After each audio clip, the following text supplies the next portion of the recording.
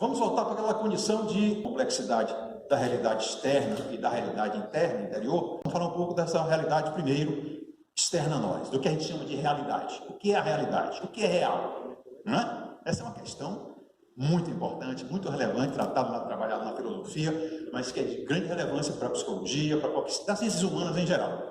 Vamos colocar um esquema um pouco mais simplificado aqui com as ideias de Epicuro ou de Kant também, mas vamos simplificar com esse diagrama. Olha, nós temos do lado de fora de nós o mundo objetivo, é o objeto, o mundo que se coloca, o mundo objetivo do lado de fora de nós. Temos aqui o sujeito, que é o observador do mundo objetivo. Esse sujeito, ele tem um mundo subjetivo, o mundo dele, o mundo interior, subjetivo. Não é? E esse mundo objetivo, que está fora do sujeito, se apresenta para ele através de um processo de representação. O mundo se apresenta, o mundo objetivo é representado para o sujeito. Quais são as fases dessa sequência, dessas fases do conhecimento? Primeiro é a da sensação como sendo o lado do exterior, uma sensação do que do lado de fora do sujeito. Depois, na segunda fase, tem uma representação desse mundo exterior como sendo o lado interior do observador, do sujeito. Né? Depois disso, que essa representação é realizada no sujeito, ele emite uma opinião sobre essa representação que chegou a ele, como sendo uma síntese dessas duas etapas. Então, digamos que a realidade, de uma forma muito simplificada, seria uma consequência dessa dinâmica da sensação do objeto exterior, uma representação em nós, no nosso lado interior, e a partir dessa representação nós emitimos uma perspectiva opinativa, que é uma síntese dessas duas dimensões aí colocadas. Kant nos diz assim: nós nunca apreendemos a realidade diretamente, nós só percebemos nossa experiência interna dela. Ele quer dizer que o que nós dizemos que é real é a nossa percepção daquilo que está se apresentando para nós. Não necessariamente é a coisa em si. E, aliás, esse é um termo que ele usa, número, que é a coisa em si. Ele diz assim, olha, o que nós vemos é a coisa em mim. Eu não vejo a coisa em si.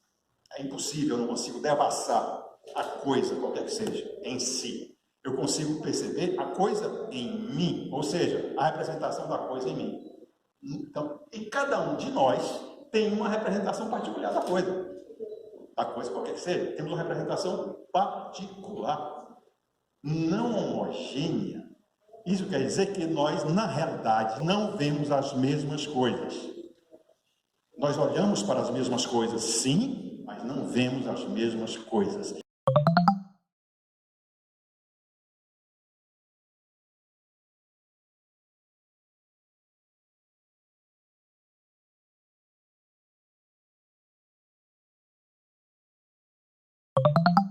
E aí, como cada um de nós percebe o mundo de uma forma diferente, cada um de nós pensa que o seu mundo é o mundo como um todo.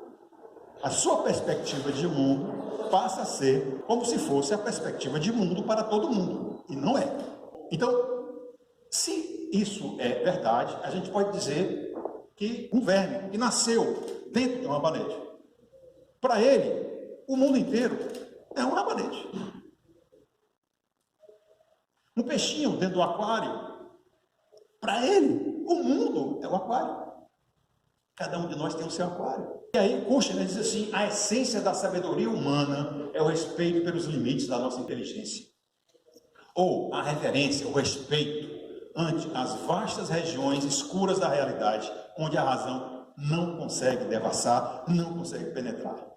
E aí a essência da sabedoria é esse respeito a esses limites, a reverência antes, é saber que nós não sabemos.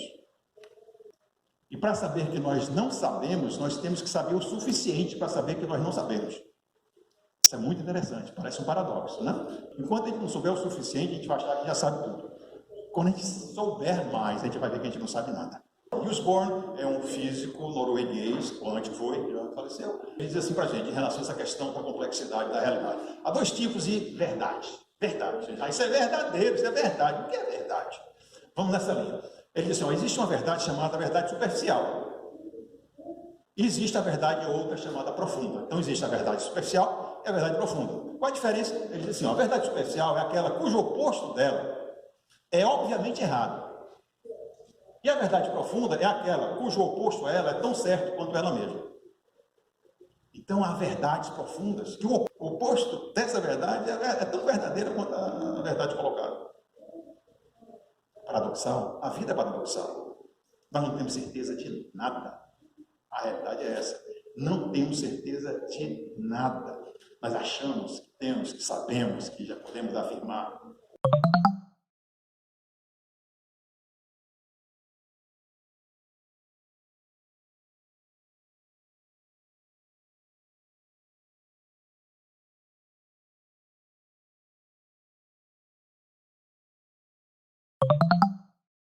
Kant distinguia entre o que ele chamava de existe o desconhecível, que ele chamava de realidade numênica, que é a realidade da coisa em si, que eu já falei para vocês, e existe o cognoscível, que é a realidade fenomênica, que é a realidade da coisa como ela se apresenta para mim. É o fenômeno, como ele se apresenta para mim. Então existe a realidade numênica, do desconhecível, e a realidade fenomênica do cognoscível. Ele está falando, em outras palavras, o que o Bois-Reymond, fisiologista do século XIX, estabeleceu os limites do conhecimento entre as coisas que nós não sabemos ainda, ignoramos, e as coisas que nós nunca saberemos.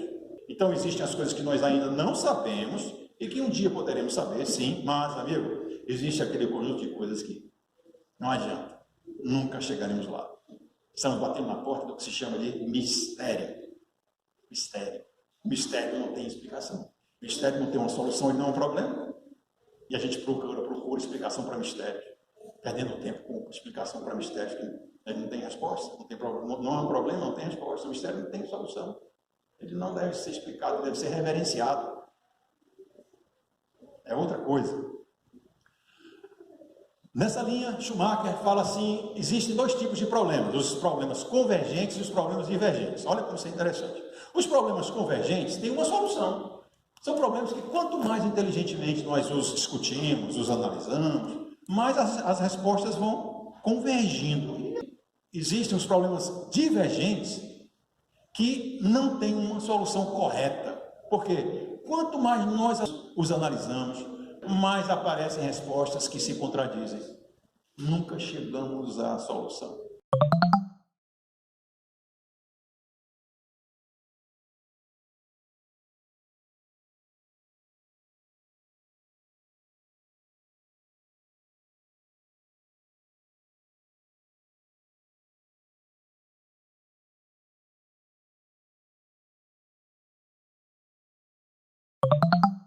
Eu estou falando isso para vocês nesse contexto de complexidade do que a gente chama de real, de realidade, para a gente perceber as nossas limitações e focar melhor o que nós podemos fazer nessa condição. Volto para a eficácia. Quando nós não sabemos disso, nós atiramos para tudo que é lado, querendo resolver a vida, querendo achar resposta certa para tudo. Expendemos um monte de energia.